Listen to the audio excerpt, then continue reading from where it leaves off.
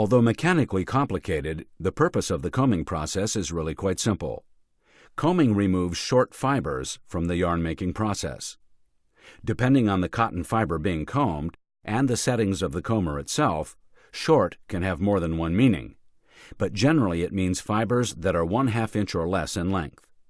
The percentage of these fibers removed can vary greatly, again depending on the cotton being used and the settings of the comber.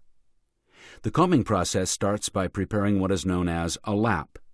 This is simply a number of individual, once-drawn slivers that are wound into a ribbon-like fashion onto a spool. This wound lap becomes the input for the combing process. For each combing cycle, a measured amount of the lap is fed out and held fast for the pass of the half lap. The half lap is a wire or needle-covered section mounted on a rotating shaft that passes its teeth or needles through the held beard, the measured lap that has been fed out and held fast.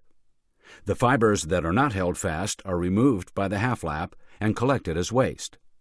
These short fibers may be recycled and used elsewhere in a less critical yarn. The combed webs are condensed back into sliver and coiled into a can for temporary storage and transport to subsequent processing. The reasons for combing vary greatly depending on the end product, but generally it is done to increase the yarn count range of the material being processed. A finer yarn can be made from combed cotton, which tends to result in an end product with extra sheen, drape, and hand. Combed yarns and the resulting products tend to be softer and yield more durability. From an engineering standpoint, combing may be required for some yarn counts and some end product performance standards. For other end products, it may just be a price point decision.